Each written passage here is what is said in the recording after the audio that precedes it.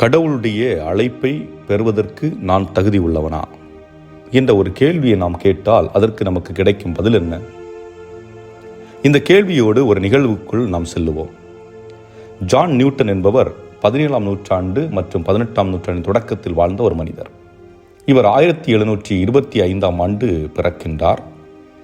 இவர் இறந்தது 1807. ஒரு கிறிஸ்தவ குடும்பத்திலே பிறக்கின்றார். அந்த கிறிஸ்தவ குடும்பத்தில் உள்ள தாய் கடவுள் நம்பிக்கை உள்ளவர். ஆகவே சிறு வயதிலேயே அந்த குழந்தைக்கு விவிலியத்தை சொல்லிக் கொடுக்கின்றார். ஆனால் என்ன நிகழ்கிறது என்றால், ஜான் நியூட்டனுக்கு 6 வயது இருக்கின்ற பொழுது அவனது தாய் இறந்து விடுகின்றாள். ஆகவே தந்தை தன்னுடைய மகனை கடலுக்கு எடுத்துச் செல்லுகின்றார். காரணம், அவர் கப்பலினுடைய மாலுமியாக இருக்கின்றார். ஆகவே அவருடைய பயணம் கப்பலில் தொடர்கிறது. ஆனால் தன்னுடைய தாயினுடைய அன்பு கிடைக்கவில்லை, தன்னுடைய தந்தையினுடைய அன்பு கிடைக்காதனால் அவர் சற்று பிறரை காயப்படுத்துகின்ற ஒரு மனிதராக மாறுகின்றார். He became wild and rebellious. அவருடைய பழக்க வழக்கங்கள் தவறானதாக இருக்கின்றது. கடவுளை பழித்து பேசுவது, மனிதர்களை மதிக்காமல் இருப்பது, இது போன்ற செயல்கள். பிரிட்டனில் உள்ள கப்பல் படையில் சேருகின்றார். அங்கு ஒரு கட்டத்தில் அங்கிருந்து தப்பித்து ஓடுகின்றார். இறுதியாக அவர் அடிமைகளை ஏற்றி கொண்டு போய் விற்கும் கப்பலில் பணி செய்கின்றார். ஆனால் அங்கே மனிதத்தன்மையற்ற நிலையில் நடக்கின்றார். அந்த ஆப்பிரிக்க நாட்டு மக்களை அடிமைகளாக ஏற்றிக்கொண்டு அவர்களை வியாபாரம் செய்வது, அதுபோன்று பாவ வாழ்க்கையில் ஈடுபடுகின்றார்.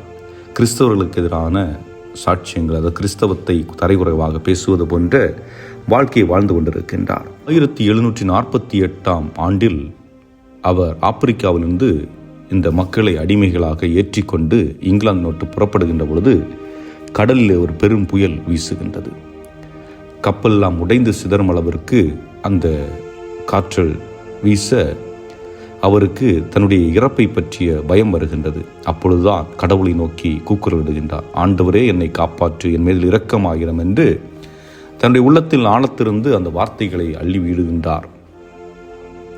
இது இறைவன் அங்கு செய்கின்ற ஒரு புதுமையாக பார்க்கப்படுகின்றது. காரணம், அந்த கப்பல் காப்பாற்றப்படுகின்றது. கப்பல் இந்த அனைவரும் காப்பாற்றப்படுகின்றார்கள். தன்னுடைய வாழ்வை பற்றி எண்ணி பார்க்கின்றார். நான் எப்படிப்பட்ட தவறான ஒரு வாழ்வு வாழ்ந்து கொண்டிருக்கின்றேன் என்று எண்ணியவர் தன்னுடைய தாய் கற்றுக் கொடுத்த அந்த விவிலியத்தை எடுத்து மீண்டும் வாசிக்க ஆரம்பிக்கின்றார். அவருடைய வாழ்க்கையிலே மெல்ல மெல்ல மாற்றங்கள் உருவாக ஆரம்பிக்கின்றது. உடனடியாக மாற்றமில்லை என்றாலும் மெல்ல மெல்ல மாற்றங்கள் உருவாக ஆரம்பிக்கின்றது. ஒரு சில தவறான வாழ்க்கை முறை விட்டுவிடுகின்றார்.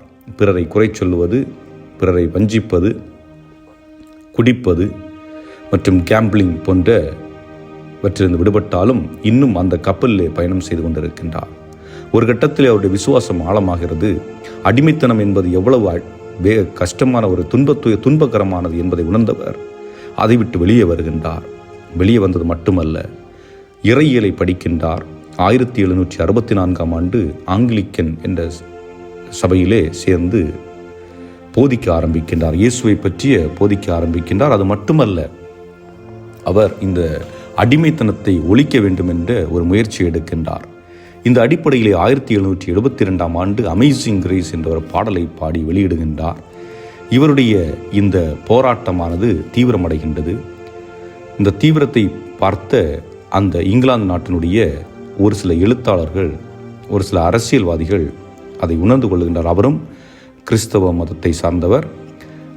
இந்த அடிமைத்தனம் என்பது எந்த அளவிற்கு கொடுமையானது என்பதை உணர்ந்து அவர் 1807ஆம் ஆண்டு பிரிட்டன் பாராளுமன்றம் ஒரு முடிவெடுக்கிறது. இனிமேல் இதுபோன்று அடிமைகளை ஏற்றி வரக்கூடாது, மக்களை அடிமைகளாக பார்க்கக்கூடாது என்ற ஒரு முடிவை எடுத்து வெளியிடுகின்றது. அந்த ஆண்டு இவரும் இறந்து விடுகின்றார். ஆக ஒருவருடைய வாழ்வு தவறான பாதையில் ஆரம்பித்து கடைசியில் மக்களுடைய விடுதலையை கொண்டு வந்து கொடுக்கும் அளவிற்கு கொண்டு நிறுத்தியது. அன்புக்குரியவர்களே, இன்றைய நற்செய்தியில் பார்க்கின்ற பொழுதும் இதுதான். ஏனென்றால் லேவி என்ற மனிதர் மக்களிடமிருந்து வரி வசூல் செய்கின்றார். யூதர்களுக்கு புறம்பான ஒரு செயல் செய்வதாக அவர்கள் மீது அவர்கள் பாவி என்று சுட்டி காட்டப்பட்டிருக்கின்ற நேரத்திலே இயேசு அந்த லேவியை சென்று அழைக்கின்றார். லேவி, என்னை பின்பற்று. இந்த வார்த்தை அவருக்குள் ஒரு மாற்றத்தை ஏற்படுத்துகின்றது. உடனடியாக என்ன செய்கின்றார்? ஒரு பெரிய ஃபீஸ்ட், ஒரு கொண்டாட்டத்தை உருவாக்குகின்றார். அதாவது தன்னை போன்று இருந்த மற்ற வரி வசூல் செய்கின்றவர்கள், அதுபோன்று பரிசேயர்களால் பாவிகள் என்று கருதப்பட்ட ஒவ்வொருவரையும் அழைத்து அவர்களுக்கு விருந்து கொடுக்கின்றார். அந்த விருந்தில் இயேசுவும் பங்கெடுக்கின்றார். ஆக அழைக்கப்பட்ட அந்த அழைப்பு ஒரு மகிழ்ச்சியை கொடுக்கக்கூடியதாக பார்க்க முடிகின்றது. அந்த அழைப்பை பெற்ற அவர் இயேசுவை பின்பற்ற ஆரம்பிக்கின்றார். ஆகவே இயேசுடைய இந்த கோட்பாடு என்னவென்றால், நான் நேர்மையாளர்களை அழைத்துச் செல்ல வரவில்லை, மாறாக பாவிகளுக்காகவே வந்தேன் என்று சொல்லுகின்றார்.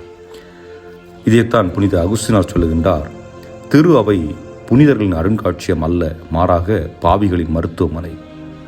ஆக உள்ளம் உடைந்து உருகுலைந்திருக்கின்ற மனிதர்களுக்கு ஆறுதலையும் உடனிருப்பையும் கொடுப்பதுதான் திரு அவை.